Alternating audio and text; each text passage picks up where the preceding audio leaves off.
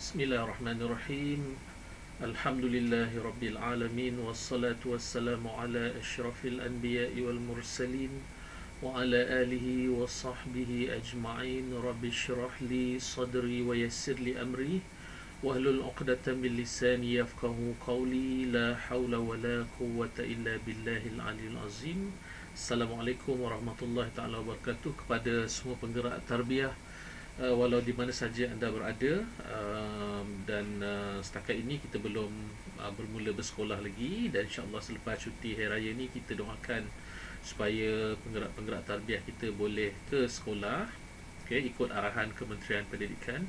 Dan insyaAllah pada petang ini, pada siri yang ke-6, okay, kita akan lihat beberapa lagi, okay, iaitu elemen pemantauan dan elemen pelaksanaan.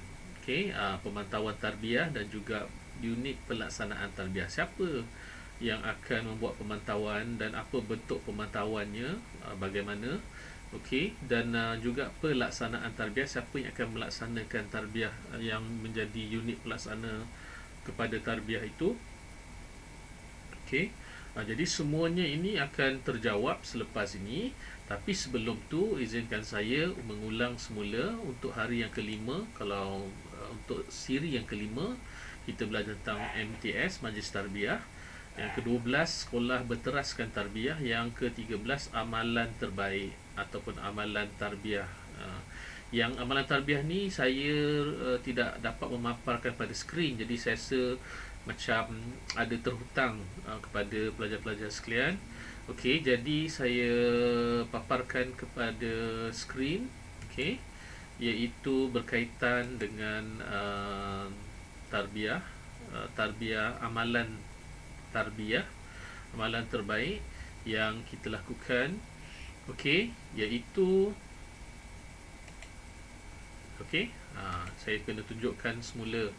Baik, amalan tarbiyah harian ke arah merealisasikan kemenjadian pelajar sekolah dunia dan akhirat. Okey, pertamanya saya bagikan amalan tarbiyah harian ni kepada dua bahagian, iaitu amalan tarbiyah harian pada waktu persekolahan atau pada waktu PDPC, dan juga amalan tarbiyah harian di asrama bagi sekolah-sekolah yang berasrama di luar waktu persekolahan. Okey, kemudian kita lihat balik pada amalan tarbiyah harian pada waktu PDPC dan waktu persekolahan ni. Kalau semalam saya bagi tahu, kita kena senaraikan, kena bagi tahu masanya bila, harinya bila, dan lokasinya bila, okey, supaya dilihat bersistematik. Okey, baik, pertamanya contohlah bacaan dan terjemahan Al-Quran 7 hingga 7.25 pagi, Selasa hingga Khamis di dataran Dewan. Okay, kemudian bacaan Yasin dan Usrah 7 hingga 7.50 pagi hari Jumaat di surau. Kemudian solat Zuhur berjemaah dan tazkirah Zuhur setiap 2 petang Isnin hingga Khamis di surau. Kemudian bacaan doa pagi, doa duha, doa PDPC, doa balik, okay, 7.25 pagi, 10.30 pagi setiap pertukaran guru, dan 1.55 petang Isnin hingga Jumaat, okay, di bilik radio dan di kelas atau di dataran. Okay, jadi kemudian solat sunat duha Isnin hingga Jumaat 10 hingga 10.30 pagi di surau. Okay, jadi semua ini perlulah ditulis secara sistematik. Bukan saja ditulis, tapi sebenarnya dilaksanakan oleh kita sebagai penggerak tarbiyah, dan memang dilaksanakan mengikut hari, tarikh, mengikut hari, masa dan lokasi yang telah kita tetapkan. Dan amalan tarbiyah harian di asrama pun sama. Okey, cumanya di dalam ni, di sekolah kita dapat buat 9, okey, dan di asrama kita dapat buat 12, kerana di 12 pelajar lebih banyak masa di asrama, kan. Dan untuk di sekolah kita dapat buat 9 amalan tarbiyah harian, okey, yang kita dapat selitkan pada waktu pagi, waktu rehat, waktu balik, waktu tengah hari, waktu petang. Okey, alhamdulillah. Jadi ini yang saya tak dapat nak paparkan pada siri yang kelima semalam, iaitu berkaitan dengan amalan tarbiyah harian di sekolah dan juga di asrama. Okey, jadi harap pelajar dapat lihatlah, okey, sebab hari itu saya tak dapat nak paparkan Okey, baik. Kita kembali balik semula kepada tujuan kita hari ini untuk siri yang ke-6, iaitu pemantauan dan pelaksanaan tarbiyah. Okey. Apa pemantauan tarbiyah tu macam mana? Guna apa? Guna borang ke? Guna macam mana? Dan siapakah pelaksana ataupun unit-unit pelaksanaan tarbiyah di sekolah kita? Okey, yang pertama kita lihat kepada pelaksana tarbiyah. Okey, senarai semak dulu. Pemantauan kepimpinan dan pengurusan tarbiyah. Di sini, okey, saya ada menyenaraikan senarai semak pemantauan kepimpinan dan pengurusan tarbiyah. Maknanya nak melihat sama ada ia dilaksanakan atau tidak. Sebab tu ada ruangan tanda kat sini. Okey, bilangan bidang kepimpinan dan pengurusan tarbiyah, sub bidang, dan kita tandakan sama ada wujud atau tidak, dilaksana atau tidak, ada atau tidak, berjalan atau tidak. Okey, contoh yang pertama, FPK dan FPI, Falsafah Pendidikan Kebangsaan dan Falsafah Pendidikan Islam, adalah selari dengan konsep sekolah berteraskan tarbiyah. Okey, sub bidang memberi kefahaman serta penghayatan kepada warga sekolah tentang kaitan antara FPK dan FPI dengan konsep sekolah berteraskan tarbiyah. Kalau ada, kita memberi kefahaman dan penghayatan kepada warga sekolah, maka kita tandakan. Kalau tak ada, jangan tanda. Okay? Yang ini memerlukan kejujuran. Okay? Seterusnya adalah etos tarbiyah. Okay? Kebitaraan tarbiyah. Watak, personality, acuan dan juga iklim tarbiyah kat sekolah kita. Ada tak kita menerangkan maksudnya kepada warga sekolah? Ada tak unsur-unsur etos itu wujud? Adakah ciri-ciri etos itu wujud? Okey, itu yang itu. Kalau ada, tandakan lah. Kalau tak ada, jangan tanda. Okey, saya sebut, kita memerlukan kejujuran dalam soal ini. Okey, ini kira penilaian kendiri lah. Okey, kemudian yang ketiga, definisi tarbiyah. Ada tak kita memberi kefahaman kepada serta penghayatan kepada warga sekolah tentang definisi tarbiyah? Okey, dan visi, misi, objektif tarbiyah, VMO. Ada wujud tak visi dan dijelaskan? Misi wujud tak dan dijelaskan? Objektif wujud tak dan dijelaskan? Okey, ada tanda, tak ada jangan tanda. KPI tarbiyah, adakah dasar tarbiyah wujud? Majlis tarbiyah wujud? Kod tarbiyah wujud? Tagline dan ikrar tarbiyah wujud? Tarbiyah komprehensif wujud? Bimbingan berasaskan tarbiyah wujud? Okey, kemudian ikrar tarbiyah, ada tak wujud dan ada slot khas untuk ikrar, contoh di pimpinan dan sebagainya? Okey. Kemudian tarbiyah komprehensif, ada tak pentadbiran berteraskan tarbiyah wujud, kurikulum berteraskan tarbiyah wujud, hal ehwal pelajar berteraskan tarbiyah wujud, kurikulum berteraskan tarbiyah wujud? Kalau ada tanda, kalau tak ada jangan tanda. Okey, kemudian majlis tarbiyah, adakah wujud dan berfungsi? Okey, kemudian pematuhan kod tarbiyah, dasar tarbiyah. Kod 2, program khusus kurikulum. Kod 3, aktiviti kurikulum. Kod 4, aktiviti tugas khas, arahan guru. Kod 5, pergaulan dan interaksi. Kod 6, berpakaian dan penampilan. Kod 7, identiti dan jati diri. Kod 8, penggunaan media sosial. Wujud tanda, tak wujud jangan tanda. Kemudian amalan tarbiyah harian di sekolah, ada 9. Macam mana saya tunjukkan tadi. Ada tak berjalan atau tidak, berlangsung atau tidak? Kalau ada tanda, kalau tak ada jangan tanda. Kemudian yang ke-11, amalan tarbiyah harian di asrama. Ada 12 semua. Kalau ada tanda, kalau tak ada jangan tanda. Okey, sebab ini adalah senarai semak dan perlu untuk kita melihat nanti keputusan macam mana. Kemudian sebaran maklumat pelajar. Program, ada tak kita bagi program penerangan lisan kepada pelajar-pelajar, bagi bahan bercetak ke, membuat kempen ke kepada pelajar-pelajar untuk mereka mengetahui tentang tarbiyah di sekolah kita? Kalau ada tanda, tak ada jangan tanda. 13, sebaran maklumat, ada tak dibuat pada guru dan kaki tangan melalui latihan dalam perkhidmatan dan taklimat ke seminar dan sebagainya. Kemudian mercu tanda tarbiyah, mewujudkan laman tarbiyah, gerbang tarbiyah, sudut tarbiyah, papan tanda tarbiyah, poster tarbiyah, blog tarbiyah, ada wujud ke tidak. Kemudian mengukur keberkesanan tarbiyah, iaitu dengan mengadakan kajian tindakan berkaitan tarbiyah. So, ulasan pemantauan nanti tulislah siapa yang memantau tu, guru ke, pentadbir ke, atau kita pengerusi badan, amir badan presiden badan ke yang tanda setiausaha ke, tanda buat ulasan apa yang bagus, apa yang tak ada dan sebagainya, dan tanda tangan di bawah. So itu adalah berkaitan dengan uh, pemantauan tarbiyah yang saya tunjukkan tadilah. Okey, jadi kita semua kena memastikan bahawa pemantauan itu dilakukan dengan jujur. Okey, dalam senarai semak ni penting untuk berlaku jujur, kerana kita perlu menyedari hakikat sama ada kita buat atau tidak. Okey, dan kalau kita tak dapat buat, maknanya ada kelemahan yang perlu kita perbaiki, ada pelaksanaan, ada apa ni, buat kertas kerja ke, atau kurang penerangan ke, kurang bermesyuarat ke, ataupun mungkin kita tak ada ketegasan ke dan sebagainya. Daripada situ nanti kita akan buat postmortem dan buat penambahbaikan kat situ. Okey, jadi pentingnya senarai semak ni. Mungkin dalam unit-unit lain tu ada senarai semak, tapi untuk tarbiyah ni kita belum ada. Jadi sebab itu saya cadangkan kita kemukakan dalam bentuk senarai semak ni supaya kita boleh menyemak adakah kita telah melaksanakan ke-15 elemen tarbiyah itu. Okey, dan kalau kita tak dapat laksanakan, apa tindakan seterusnya untuk memastikan ia dilaksanakan. Okey, jadi itu adalah berkaitan dengan pemantauan. Okey, seterusnya kita nak lihat kepada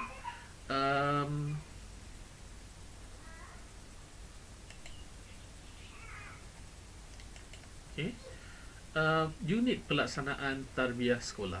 Okay, siapakah yang akan melaksanakan tarbiyah di sekolah kita? Okay, jadi pertamanya adalah semua pentadbir dan guru. Okay, apa maksudnya? Okay, cuba kita tengok kat sini. Dalam KTS 01.1 dinyatakan bahawa pelan induk tarbiyah, majlis tarbiyah dan kod tarbiyah adalah sumber rujukan utama dalam melaksanakan misi dan visi sekolah. Kan ada kita bagi tahu itu dalam KTS 01.1 dinyatakan pelan induk tarbiyah sekolah tu adalah panduan kepimpinan dan pengurusan tarbiyah tu. Kemudian majlis tarbiyah dan kod tarbiyah adalah sumber rujukan utama dalam melaksanakan misi dan visi sekolah. Okey. Dan 01.2 pentadbir adalah terlibat secara langsung dalam menguatkuasakan serta memantau dan memelihara program tarbiyah sekolah. 01.6 mewujudkan dan memperbanyakkan program tarbiyah harian, mingguan, bulanan serta tahunan untuk para staf dan pelajar. Okey, jadi inilah petikan daripada ini adalah petikan daripada kod tarbiyah sekolah. Okey, berkaitan dengan unit pelaksanaan tarbiyah. Okey, seterusnya kita tengok di sana, tarbiyah komprehensif tu melibatkan pentadbiran dan pengurusan, melibatkan kurikulum, melibatkan hal ehwal pelajar dan melibatkan co-kurikulum. Okey. Kemudian unit yang kedua adalah jawatankuasa badan dakwah dan rohani. Okey. Siapa itu badan dakwah dan rohani? Iaitu 01.3 dalam kod 01.3, Badar atau Badan Dakwah dan Rohani atau Badan Dakwah dan Tarbiyah Sekolah adalah diiktiraf selaku peneraju utama program-program tarbiyah untuk staf dan para pelajar. Okey, dalam 01 dalam jawatankuasa Badan Dakwah dan Rohani ni ada dalam kod tarbiyah sekolah dinyatakan tentang peranan badar. Okey, lepas tu kita masukkan petikan tu kat sini. Kemudian fungsinya adalah sebagai suatu wahana untuk menyeru warga sekolah mentauhidkan Allah, berpandukan serta beragendakan panduan amar ma'ruf dan nahi mungkar, memastikan kewajipan amar ma'ruf dan nahi mungkar akan berjalan dengan lancar, teratur, tersusun, mengikut perancangan, berfasa, beragenda, dibuat kajian prestasi, dikoordinasi. Okey, dan ada keseragaman serta keselarasan. Kemudian memantapkan serta mengangkat martabat dakwah dan tarbiyah di sekolah. Itu yang kedua. Yang pertama tadi, saya ulang balik, adalah semua pentadbir dan guru. Kemudian yang kedua adalah jawatankuasa badan dakwah dan rohani atau badan dakwah dan tarbiyah. Kemudian yang ketiga adalah jawatankuasa surau. Dalam kod tarbiyah, dalam 01.4 dinyatakan bahawa, dan 01.5 menunjukkan bahawa surau juga adalah sebahagian daripada proses tarbiyah tu. Bila surau sekolah mestilah dipertingkatkan peranannya sebagai pusat utama kecemerlangan sekolah.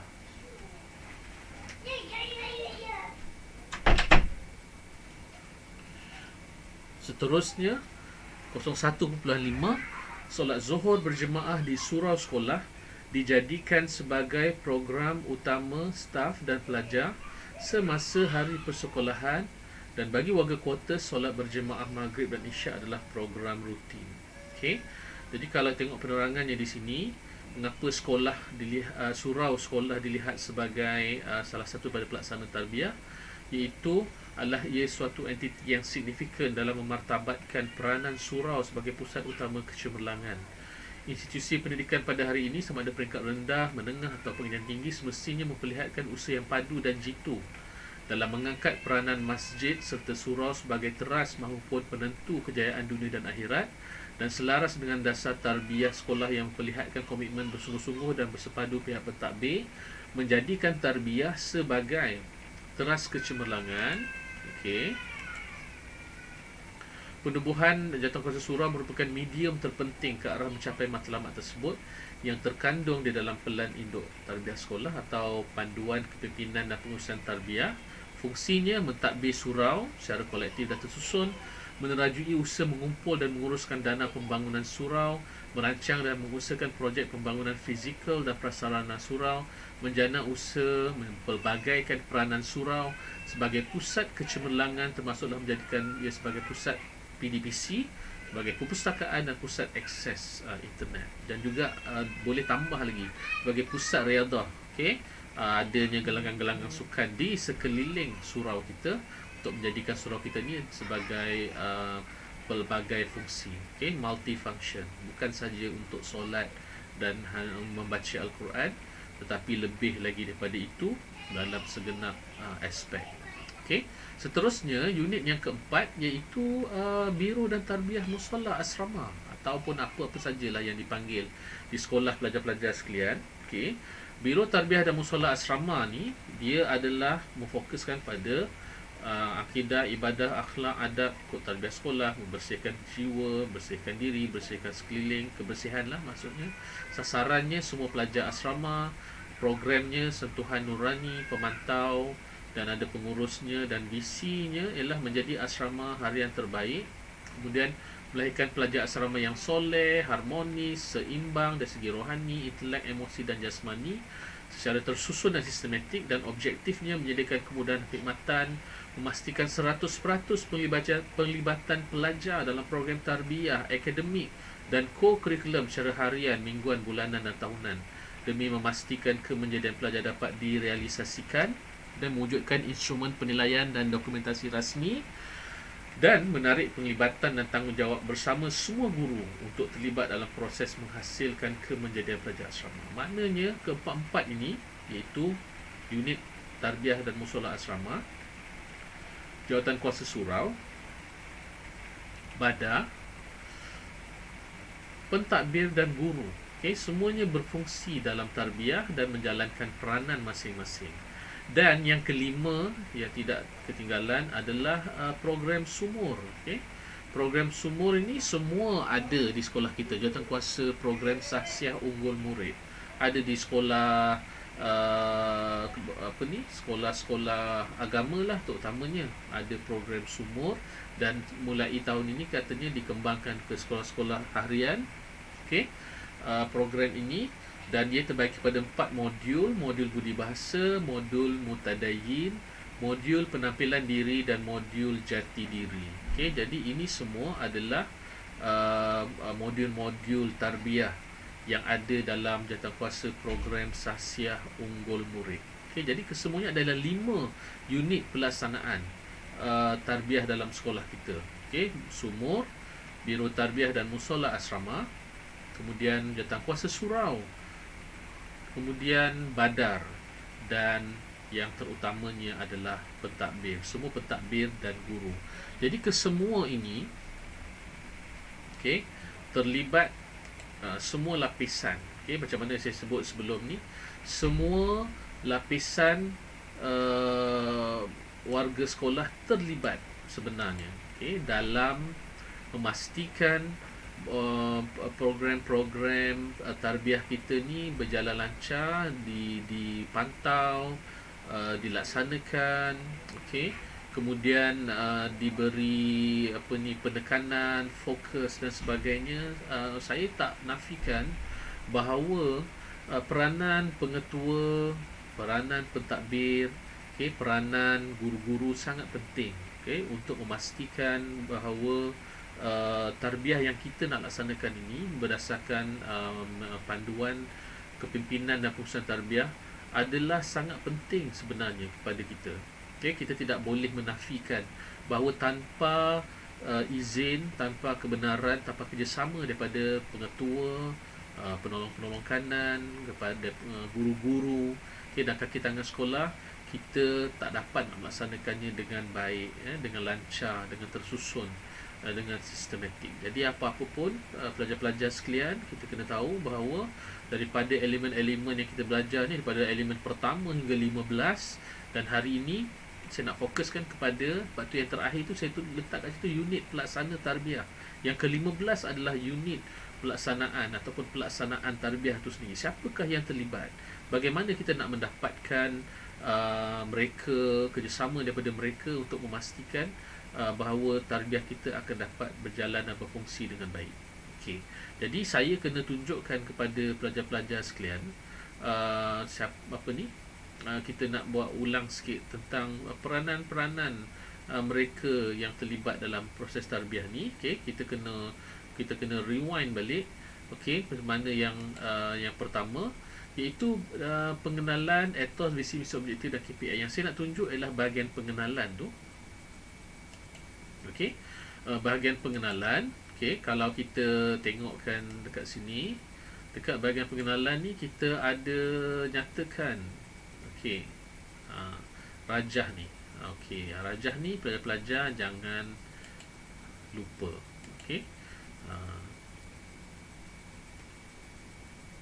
Saya tunjukkan sekarang. Di dalam rajah ini, pelajar-pelajar jangan lupa yang kita tunjukkan pada hari ataupun pada siri yang pertama. Bila sebut tarbiyah bersepadu di sekolah, dia berkaitan dengan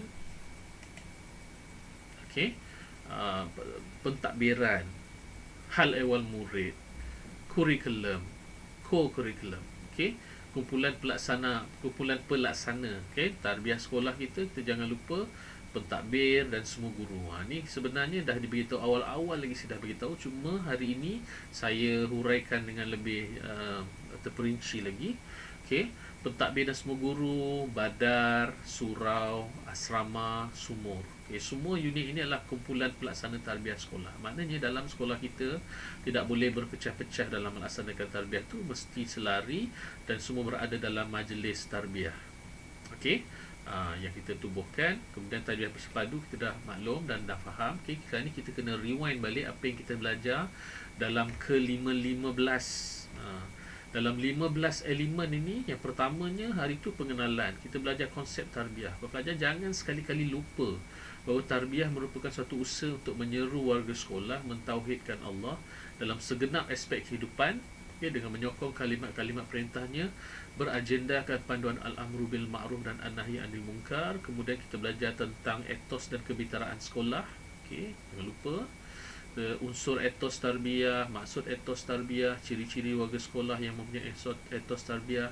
Dan kita belajar tentang VMO, visi, misi, objektif. Kemudian kita belajar tentang KPI tarbiyah. Kemudian kita belajar tentang tarbiyah bersepadu, tarbiyah pentadbiran, tarbiyah kurikulum, tarbiyah hal ehwal murid, tarbiyah kurikulum. Kemudian kita belajar tentang pendekatan tarbiyah. Okey. Yang pertama menyemai tarbiyah, yang kedua memperkukuh tarbiyah, yang ketiga memperkaya tarbiyah. Kemudian pematuhan kod tarbiyah, ada kod 1, 2, 3, 4, 5, 6, 7, 8. Kemudian kita ada tentang falsafah pendidikan Islam dan falsafah pendidikan kebangsaan yang telah saya jelaskan dengan panjang lebar. Kemudian definisi tarbiyah secara lebih spesifik, saya dah terangkan tentang kaedah tarbiyah, kemudian amar makruf nahi mungkar, kemudian tentang firman Allah dalam surah At-Taubah ayat 105, kemudian tentang konsep muhasabah atau review atau postmortem, penilaian refleksi. Kemudian perancangan tarbiyah perlu ada strategi, kemudian menyebut sasaran yang jelas, dan matlamat tarbiyah di sekolah melahirkan manusia yang bertakwa pada Allah, berikhtizam pada jemaah, berkemampuan memikul tanggungjawab, memiliki akidah yang sahih, ibadah yang sempurna, memahami syariat Islam dan sirah Rasulullah, muamalatnya betul serta menghayati Islam sepenuhnya. Kemudian kita belajar tentang ikrar tarbiyah. Kemudian kita belajar tentang majlis tarbiyah, apa peranan, fungsi dan kewujudannya, dan penerangan tentang sekolah berteraskan tarbiyah, bagaimana ia menjadi identiti dan jati diri sekolah. Kemudian amalan tarbiyah harian di sekolah dan amalan tarbiyah harian di asrama. Dan kemudian saya terangkan juga tentang pemantauan kepimpinan dan pengurusan tarbiyah, ada borang penilaian yang perlu diisi, dan pemantaunya boleh jadi pelajar, boleh jadi guru, boleh jadi pentadbir, dan boleh jadi juga orang luar, sama ada PPD ke JPN. Kemudian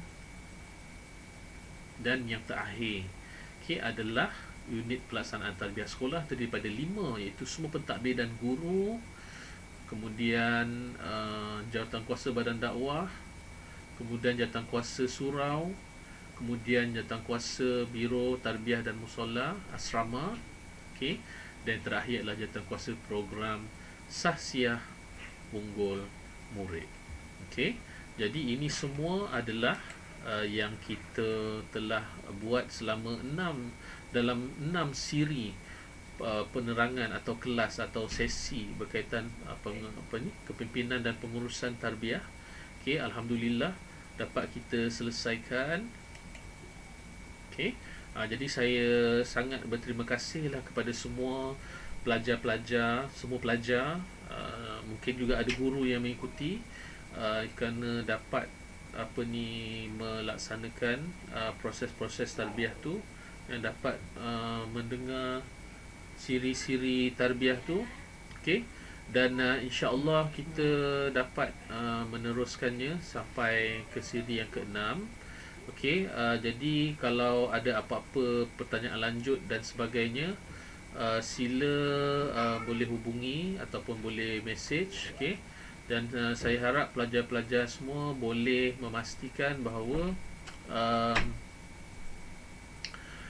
apa yang kita dapat ni, maklumat ni boleh kita sampaikan dan sebarkan kepada semua kawan-kawan, sahabat-sahabat yang tak mengikuti siri kepimpinan dan pengurusan tarbiyah ni.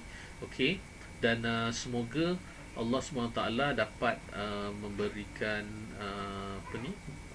menjadikan program ataupun sesi kelas kita ni sebagai satu ibadah dan amal soleh kepadanya. Lebih-lebih lagi bulan Ramadan ini bukan sahaja bulan untuk kita membaca Al-Quran, tetapi ialah bulan untuk kita mentadabbur Al-Quran. Dan kemudian bulan untuk menuntut ilmu, menyampaikan ilmu pengetahuan. Jadi sebab itulah saya membuatnya pada bulan Ramadan ni.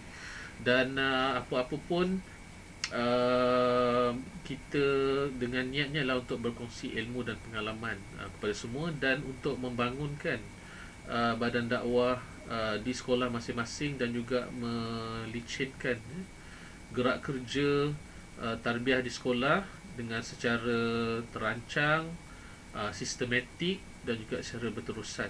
Jadi kalau macam mana saya sebut sebelum ni, Kalau tak dapat buat semua, jangan tinggalkan semua. Okey, buatlah sekadar yang termampu dan sedikit demi sedikit, kerana proses tarbiyah tu mengambil masa yang panjang. Kalau kita dah selesai tamat di sekolah tu, kita kita minta junior kita untuk menyambung perjuangan dan tugas-tugas tarbiyah tu. Yang pentingnya adalah penerusan kepada tarbiyah yang ingin kita laksanakan di sekolah kita. Okey, terima kasih semua sekali lagi. Terima kasih pada guru-guru, terima kasih pada pelajar-pelajar, pada semua penggerak tarbiyah, semua penggerak badar yang bersama-sama daripada mula siri yang pertama.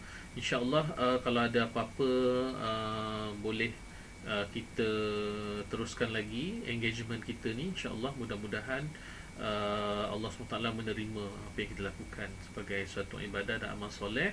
Teruskan menghidupkan Ramadan, dan teruskan menghidupkan tarbiyah dalam sekolah dan institusi pendidikan kita.